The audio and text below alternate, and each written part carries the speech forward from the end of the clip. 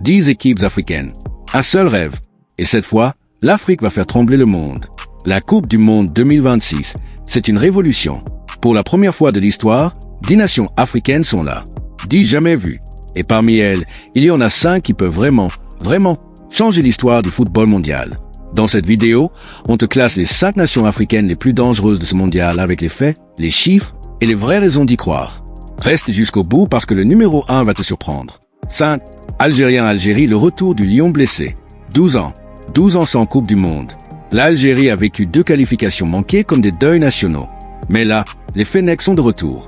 Et ils arrivent avec une victoire en préparation contre les Pays-Bas, 1-0. Pas l'équipe B des Pays-Bas, l'équipe pleine. Un signal fort. Riyad Mahrez, 35 ans, c'est que c'est son dernier mondial. Et les joueurs qui savent que c'est la dernière fois, ils jouent comme des lions. Le groupe J avec l'Argentine est terrible sur le papier. Mais l'Algérie a déjà battu l'Allemagne en prolongation en 2014. Ce groupe ne leur fait pas peur. Et avec Lucas Zidane dans les buts, oui, le fils de Zizou, le monde entier aura les yeux sur eux. 4. Égyptien-Égypte, Mohamed Salah, la dernière danse. Mohamed Salah a 34 ans. Probablement son dernier mondial. L'un des meilleurs joueurs de l'histoire du football africain qui n'a jamais brillé en Coupe du Monde. C'est ça, la tragédie de Salah. Absent en 2018 sur blessure dès le deuxième match. Absent en 2022 parce que l'Égypte n'était même pas qualifiée. 2026, c'est maintenant ou jamais. L'Égypte est dans le groupe G avec la Belgique. Battable. Et un Salah qui joue sa dernière chance mondiale. C'est l'homme le plus dangereux de la planète football. Ne sous-estime jamais un champion qui a une revanche à prendre. 3. Sénégal et Sénégal, la génération sans Mané qui veut tout casser. Sadio Mané absent. Pour beaucoup, c'est la fin du Sénégal. Erreur. Grave erreur. Parce que derrière Mané, il y a une génération de fous furieux. Nicolas Jackson, Chelsea. Ismaïla Sarr, Marseille. Lamine Camara, Monaco. Pape Matar Sarr. Ces gars-là ont faim. Et le Sénégal, c'est 26 matchs sans défaite avant ce mondial. 26. Dans un groupe avec la France, la Norvège de Haaland et l'Irak. Le groupe de la mort.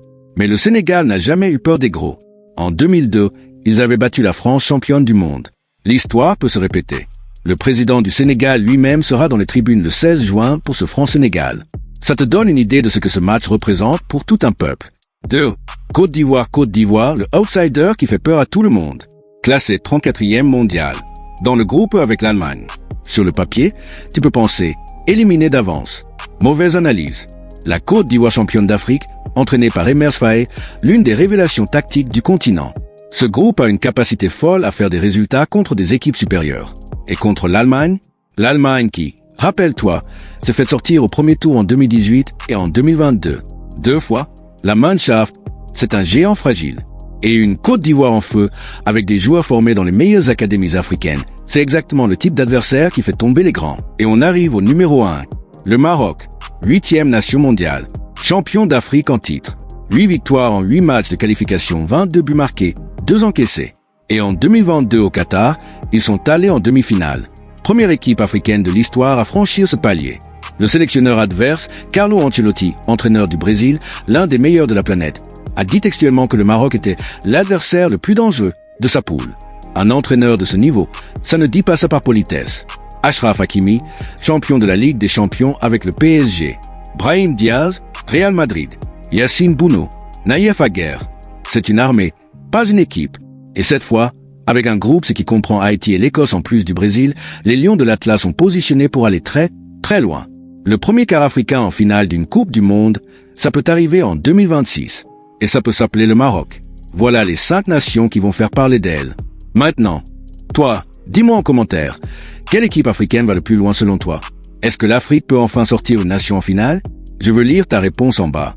Si cette vidéo t'a appris quelque chose, un like c'est 3 secondes et ça m'aide énormément. Je te dis à très vite sur Zone Foot.